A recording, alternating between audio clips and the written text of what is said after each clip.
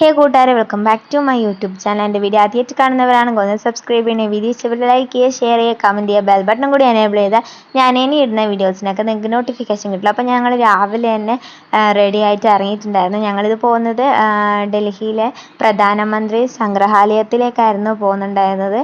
അപ്പോൾ ഇതിൻ്റെ പോകുന്ന വഴിക്കുള്ള റോഡിൻ്റെ സൈഡിലൊക്കെ നല്ല പൂവും നല്ല പച്ചപ്പൊക്കെ ആയിട്ട് നല്ല വൃത്തിയുണ്ടായിരുന്നു കാണാൻ വേണ്ടി. നല്ല നല്ല കുഞ്ഞു കുഞ്ഞു മരങ്ങളും കുഞ്ഞു കുഞ്ഞു ചെടികളും ഒക്കെ ഉണ്ടായിരുന്നു. ഇത് എന്തോ സംഭവം, ഇതിൻ്റെ പേര് ഞാൻ മറന്നു ഗൈസ്. എന്തോ പറഞ്ഞായിരുന്നു ഇതിൻ്റെ പേര്. കുറേ നാൾ കഴിഞ്ഞിട്ട് എഡിറ്റ് ചെയ്യുന്നതുകൊണ്ട് തന്നെ എനിക്ക് എന്താ സംഭവമെന്നോ പേരെന്താണോ ഞങ്ങൾ എവിടെയൊക്കെ പോയെന്ന് വരെ എനിക്ക് പേര് ഓർമ്മയുണ്ടായിരുന്നില്ല.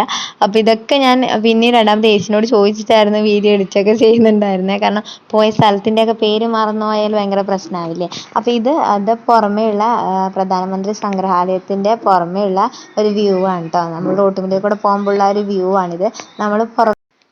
ഞങ്ങൾ പാർക്കിങ്ങിൽ കാർ പാർക്ക് ചെയ്തിട്ട് അങ്ങോട്ടേക്ക് നടക്കുമായിരുന്നു ചെയ്തിട്ടുണ്ടായിരുന്നത്. അപ്പോൾ അതിൻ്റെ ഇടയ്ക്ക് ഏച്ചനെ കിളമ്പുന്നുണ്ട്. ഞാൻ ഏച്ചിൻ്റെ വീട് നൈസായിട്ട് എടുക്കാൻ നോക്കിയതായിരുന്നു.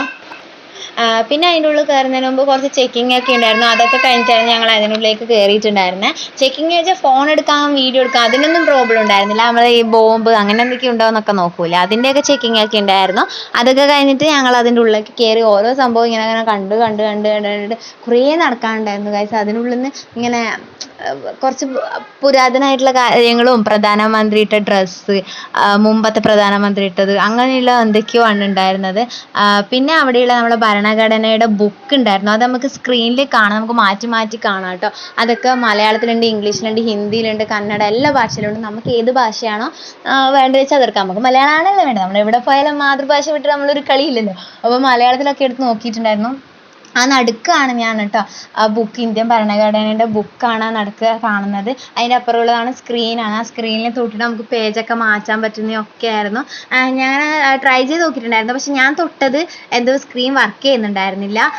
അതിനപ്പുറത്തെയൊക്കെ സ്ക്രീനൊക്കെ വർക്ക് ചെയ്യുന്നുണ്ടായിരുന്നു. അപ്പോൾ അതിനുള്ളിൽ നിന്ന് ഇല്ലതൊക്കെ സമയം കിട്ടുന്ന പോലെ വായിച്ചെടുക്കുമായിരുന്നു ചെയ്തിട്ടുണ്ടായിരുന്നു. കാരണം നമ്മളുള്ള സമയത്ത് തന്നെ വേറൊരു ഫാമിലി ഉണ്ടായിരുന്നു. അവരപ്പുറത്തെ സൈഡിൽ നിന്ന് നോക്കുന്നു, നമ്മളിപ്പുറത്തെ സൈഡിൽ നോക്കുന്നു. അങ്ങനെ കുറേ എന്തൊക്കെയോ ഉണ്ടായിരുന്നു. കുറേ എനിക്ക് മനസ്സിലായി, കുറേ എനിക്ക് മനസ്സിലായില്ല. പിന്നെ എനിക്ക് മനസ്സിലായില്ല എന്ന് പറഞ്ഞിട്ട് അവരോടൊന്നും ചോദിക്കാൻ പറ്റില്ലല്ലോ, അത് ഭയങ്കര മോശമല്ലേ. ഞാൻ മനസ്സിലായ പോലെ അഭിനയിക്കുകയൊക്കെ ചെയ്തു. പിന്നെ ഒരു ബുക്ക് ഉണ്ടായിരുന്നു. പക്ഷേ ഈ ബുക്കിൽ മുകളിൽ നിന്ന് വരുന്ന വെളിച്ചത്തിൽ കാണുമ്പോൾ, വെളിച്ചം വന്നാലേ അതിൻ്റെ ഉള്ളിൽ എന്താ ഉള്ളതെന്ന് കാണുള്ളൂ. അല്ലാതെ നമ്മൾ ഡയറക്റ്റ് പേജ് മറിക്കുമ്പോൾ ഒന്നും കാണില്ല. ആ ലൈറ്റ് ഓൺ ആവണം, എന്നാൽ മാത്രമേ കാണുള്ളൂ. നിങ്ങൾക്ക് വീഡിയോ കാണുമ്പോൾ നിങ്ങൾക്ക് മനസ്സിലാവുന്നുണ്ടാവും ഞാൻ വിചാരിക്കുന്നുണ്ട്. കുറേ ഉണ്ടായിരുന്നു. നടന്ന് കാല് പൊങ്ങുന്ന പോലെ ആയിട്ടുണ്ടായിരുന്നു. പിന്നെ ചാച്ചാജിയുടെ ഡ്രസ്സും തൊപ്പിയും ആ റോസാപ്പൂ ഒക്കെ ഉണ്ടായിരുന്നു. അതൊക്കെ നല്ല സേഫായിട്ട് നല്ല വൃത്തിക്ക് സെറ്റായി ഒരു ചില്ലിൻ്റെ അകത്ത് ഇങ്ങനെ സെറ്റാക്കി വെച്ചിട്ടായിരുന്നു. പിന്നെ ഇതൊക്കെ ഓരോരാൾ ഗിഫ്റ്റ് കൊടുത്തതും ഓരോ സ്ഥലത്ത് പോകുമ്പോൾ അവരൊക്കെ ഗിഫ്റ്റ് കൊടുത്തതും അങ്ങനെയൊക്കെ ആയിരുന്നു ഉണ്ടായിരുന്നത്. അതിൻ്റെ അടിയിലൊക്കെ എഴുതിയിട്ടൊക്കെ ഉണ്ട്. നിങ്ങൾക്ക് വായിക്കാൻ പറ്റിയില്ലെങ്കിൽ നിങ്ങൾ പോസ് ചെയ്തൊന്ന് വായിച്ചോ. കാരണം ജവഹർലാൽ നെഹ്റു ഏറ്റവും വലിയ അവാർഡ്, ഭാരത് രത്ന,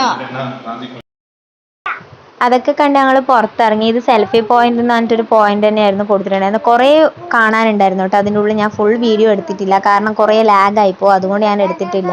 അപ്പോൾ പുറത്തുള്ള കാഴ്ച എനിക്ക് കാണാം. പൂ എന്തൊരു വൃത്തിയാണെന്നറിയാം കാണാൻ. സൂപ്പർ വെറൈറ്റി കളേഴ്സ് ആയിട്ട് ഒരു രക്ഷയില്ല. എന്താ ചേച്ചി ഇത് നമ്മളെ ഈ പൂവാ? ഇതേതാ പൂ ചേച്ചി? ഡാലിയ തന്നെയല്ലേ? എത്ര വെറൈറ്റി ആണ് ഡാലിയൻ്റെ, നോക്കിയേ ഗായ്സ്, ഫുൾ ഡാലിയ, എല്ലാം വെറൈറ്റി കളേഴ്സ് ആയിട്ടുള്ള ഡാലിയാസ് മാത്രമേ. ഇതൊക്കെ ഒറിജിനൽ പ്ലാസ്റ്റിക് പോലെ ഫീൽ ചെയ്യുന്നില്ലേ, പക്ഷെ ഒറിജിനൽ ആണ് കേട്ടോ. എന്തൊരു വൃത്തിയാണ്. ഓരോന്നൊക്കെ വാടിയിട്ടുണ്ട്, പക്ഷേ എങ്കിൽ ബാക്കിയൊക്കെ സോ വെരി ഗുഡ്.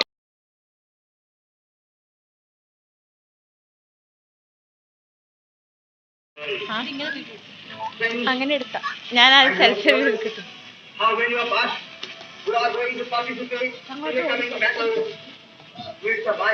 പൊളിയാണ് ഗൈസ്. പിന്നെ അതിൻ്റെ ഉള്ളിൽ ഒരു കുഞ്ഞ് നമ്മളെ ഐപാഡ് പോലത്തെ ഒരു സംഭവം ഉണ്ടായിരുന്നു. അതിൽ നമുക്ക് പേര് എഴുതാൻ പറ്റും, ഫോട്ടോ എഴുതാൻ പറ്റും. അത് ഇതിങ്ങനെ ഒരു വലിയ സ്ക്രീനിൽ കാണിക്കും. പിന്നെ ഇതുപോലൊരു സംഭവം ഉണ്ടായിരുന്നു, ഇങ്ങനെ കൈ പിടിച്ച് കുറേ പേരപ്പുറം നിൽക്കുന്നത്, അതൊക്കെ ഉണ്ടായിരുന്നു. ഇതിൻ്റെ ഇവിടെ നിന്നൊക്കെ നമ്മൾ ഫോട്ടോ ഒക്കെ എടുത്തിട്ടുണ്ടായിരുന്നു. എത്രത്തോളം വലുതായിട്ട് കാണുന്ന എനിക്കറിയില്ല. ഇത് എത്ര വലിയ റോസാന്ന് നോക്കിയേ. ഞാൻ ഇതുവരെ ഇത്രയും വലുത് കണ്ടിട്ട് കേട്ടോ, സത്യമായിട്ടും. എൻ്റെ അമ്മ എന്തൊരു വലിയ റോസാണ് കേട്ടോ. ഫുൾ റോസ് മാത്രത്തിന് തോട്ടട്ടാ. ഇതാ എത്ര വൃത്തിയാ കാണാൻ നോക്കിയേ. ഫുൾ നീറ്റാണ് കേട്ടോ, ഇവിടെ ആരും പറിക്കില്ലതാ. ഇതൊക്കെ നോക്കിയേ എന്തൊരു വലുതാ നോക്കിയേ. ഓ മൈ ഗോഡ്, ഭയങ്കര വലുതട്ടോ. അത് ഫുൾ റോസാണ്, ഒരു രക്ഷയില്ല. റോസ് മാത്രമേ ഉള്ളൂ ഇതാക്കട്ടാ. അങ്ങനെ ആഗ്രഹങ്ങൾ സഫലമായിക്കൊണ്ടിരിക്കുന്നു പറഞ്ഞ ഇതൊക്കെ. ഓ മൈ ഗോഡ്, പക്ഷെ ആ റെഡിന്റെ അത്ര എത്തൂല കേട്ടോ ഒന്നും. ആ റെഡ് എന്തൊരു വൃത്തിയുണ്ട് കാണാൻ.